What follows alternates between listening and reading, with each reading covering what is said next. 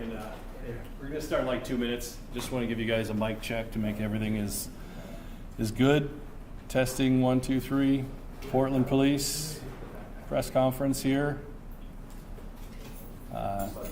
I'll tell you the person that's going to be speaking for us is Lieutenant Nick Goodman. He's the lieutenant of the Criminal Investigations Division. Sorry, his last name again? Goodman? Yep. Everybody set to go here? All right, we'll get started in just a minute. Thank you.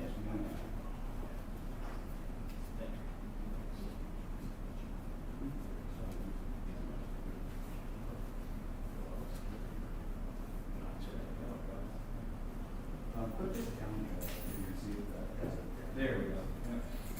All right, just watch this down. How's it going? Thank you guys all for coming. On October 27th, 1994, the Portland Police Department was called to the area of 500 Washington Avenue for a large structure fire. The result of that fire caused the death of one Maude Holden. Maude was a beloved wife who loved drives in the country with her husband, her apartment, her dogs, and feeding ham and biscuits to the neighbors' dogs. She was kind and gentle. Early in the investigation, Detective Danny Young, who retired here as a detective sergeant in the Portland Fire Department, determined that the cause of the fire was an arson. Detective Young developed suspects very early on in the investigation back in '94. One of those suspects was Vicki McMahon, born in 1966. Numerous leads were tracked down. When I say numerous leads were tracked down. And interviewed, and over the course of the next 20 years, continued to be interviewed and continued to be followed up with. In January of 2022, Detective Haggerty was pulled from all other cases and assigned this specific homicide and arson case. Detective Haggerty worked with retired Detective Sergeant Young and put together a timeline that I believe will help alleviate some questions that you guys might have. I'm not going to get into each call that we had with Vicki McMahon, but I will say for you guys, starting in January of 1989 and ending in October of '94, Vicki McMahon was on the scene of a dozen arson fires. The commonalities of these is that she found almost every one of them. Most of them were started in her job at the St. John's Manor, located at 1133 Washington Avenue. St. Joe's Manor. The remainder of them were found at different addresses that Vicki lived in. The commonalities are this: Vicki was there and found every one of them. Over the course of Detective Haggerty's conclusion to this case, several witnesses came forward to assist with some information that was not readily available in the 90s. We're not going to get into detail of what was said and who was said and the people that came forward because they're witnesses to this case. We want to protect them the best we can. But we believe after talking to them in 2022 that we had enough at that point to successfully prosecute Ms. McMahon.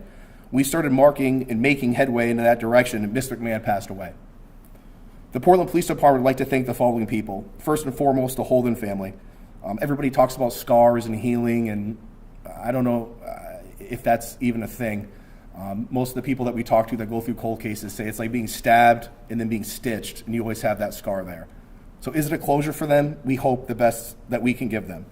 The command staff, Chief Du Bois, Major Hondo, Major King, their push to hire more officers has given us more detectives to assign these cases. And they're all assigned, but full-time assignments where they work day in and day out just on these has opened and broke some of them, or broke the cases open for us in a timely manner that we didn't actually see coming on this one.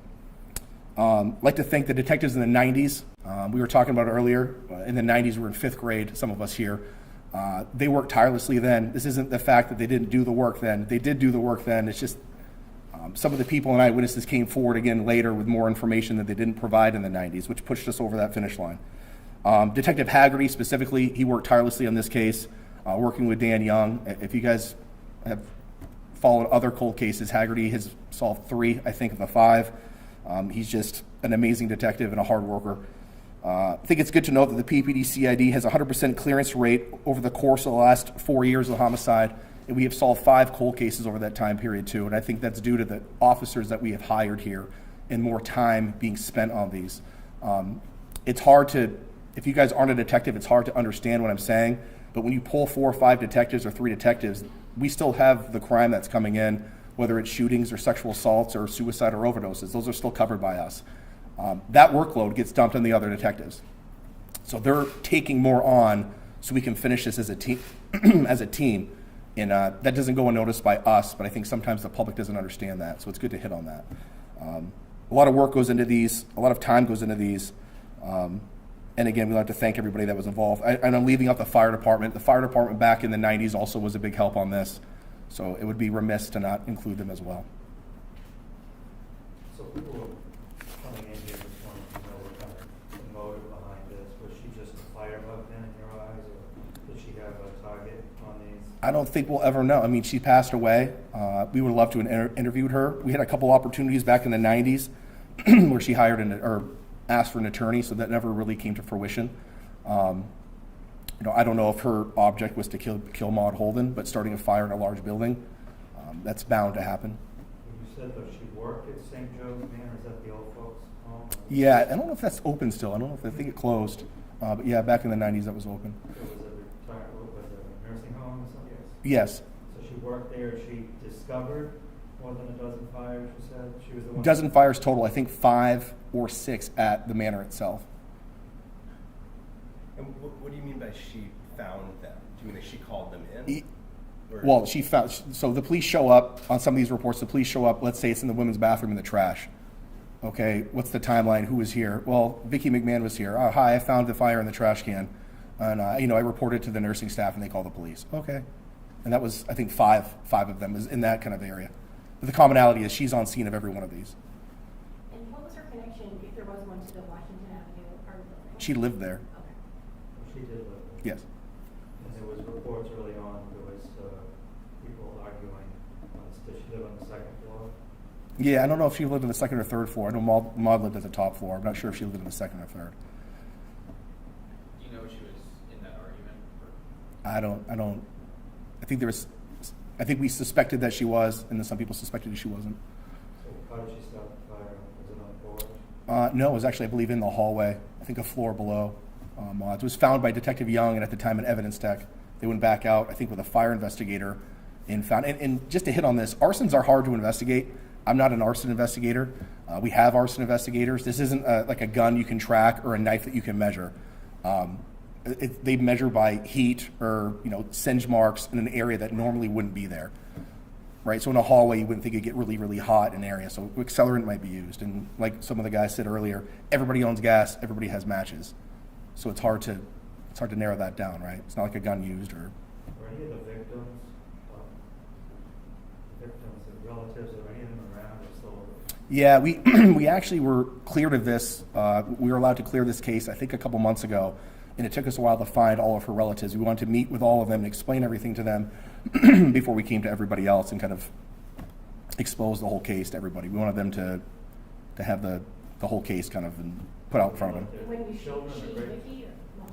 Sorry, which one? Whose relatives? Maude Holden's, yeah. So were they like children or grandchildren? I think they're cousins. I think they were cousins. How did this suspect die 2 years ago? I think from heart issues, natural causes. I believe. I don't know for certain, but I believe that's what it was. Was there any sort of particular interview with eyewitnesses or new piece of Yes. information that Yes. broke this open? And can you talk about Yeah, I that? kind of hit on that a little bit. I said I wasn't going to get into detail about the names of the witnesses that came forward. Some of the witnesses back in the 90s had more information to give us in 2022 when we re-interviewed everybody. And that bolstered our case even more with charging her now as opposed to in the 90s. And that's important for people to understand, especially the public. We had a big push, I think, last week with Chris about how important it is for eyewitness testimony. If you see or hear something or an ear witness, it's important to come forward and share that because that could be the piece of the puzzle we're missing to solve that case. And in this case, I think it was a couple different pieces that kind of lined up perfectly for us. Then when we made the move to actually step forward and prosecute, she passed away. So this was a case not like a lot of cold cases is solved by DNA. Correct. So it's not one of those. Right. That's why eyewitness and ear witness testimony is so important, right? Especially on these ones. When was the last fire that you can connect to her? Maude Holden was the last fire we can connect her. Yes, sir. How do you deal with, ear witness and eyewitness testimony that, relates to an event that happened decades ago and people's memories may be getting cloudier over the years? How do you deal with that? I think sometimes people are afraid to come forward, especially when a murder is involved. They don't want to be labeled as a snitch or, hurting someone or putting someone in jail, so they kind of stay out of it. And I think over time, people get older, they have children, their conscience starts weighing on them, and they start thinking like, oh man, that could be my mom, Maude could have been my mom or my grandma, like, and she died in an arson fire, like, and I know who did it. And so it bolsters them to come forward a little bit and gives them a little bit more, I don't know, a little bit more buy-in And so to do help. people still have like good recall of like details that happened? Yeah, decades ago? I mean, you guys all probably have been in some sort of critical incident, whether it's family related or not. You probably remember every detail of that forever. And I think these people remember all that too. It just depends on when they want to share it or not. I remember because I was there the next day, so I have a question because when I drive by, I often think, I remember both of those buildings, they all had the 3 porches in the front. Yep. Those 3 porches are gone. And I do think about that 3rd floor, and the husband was taken out with Correct. ladder, as I recall. And I wondered, he was in the 70s, I guess. He was. What happened to him after? I don't know. I know that he was worried about his wife when they took him out because I read the reports. And he was like, take my wife before you can take me. And the fire department, he was closer to them than her, so they took him first and went back. And they actually got Maude out. She just succumbed to smoke inhalation. But he was more worried about her, which I think is a testament to probably being a great husband than himself. I think he was kind of upset about that. But I never got to talk to him. He would have been passed. But I know his family members spoke very highly of him. So you would have a pretty good case, even if this went. We would have had enough to would take her to court and prosecute her for murder and arson. Yes. Okay, pardon my ignorance, and I just want to make sure I understood you correctly. It was the fact that you were able to link Vicki McMahon at multiple different arsons that allow you to say she was definitely involved in this one. And did I get that right? Well, she was involved with 11 arsons leading up to this, and then this arson specifically was started by her door, in close proximity to her address inside of this building, which led to the death of Maude. On top of that, we have eye and ear witness testimony of people that would have bolstered our claim of she was the suspect in that, and that would have given us enough to prosecute that. And you got to remember, when we go to court, you get one shot at that. That's it. And everybody's like, oh, you should prosecute in the 90s, or so you show up with half of the case we have now and you lose. That does nobody any good. So you have one shot at convicting someone of murder. So you want to make that shot the best you can. But these witnesses that you re-interviewed, I think that's kind of interesting, from 1994, a couple of years ago. Did anybody say, yeah, that lady was there, she was acting suspicious? Oh, there's a ton of information I can tell you about it, but we're not going to get into detail about witness testimony. We're trying the best to protect the witnesses that came forward to help bolster our case. Obviously, we're not going to go to court. She's deceased. We do have enough to charge her if she was alive, but the witness testimony could break some of the witnesses, and I don't want to do that. But isn't that a MO where the arsonists typically are on the scene watching the other work? Well, she lived there, right? So she would have been on scene. But yeah, you're right. They returned to the scene to watch. Did But she have a criminal record? Vicky? Yeah. Yeah, nothing like. Yeah, she did. Remind us what year did she die? 2023, I believe. Yeah. We got time for one more question?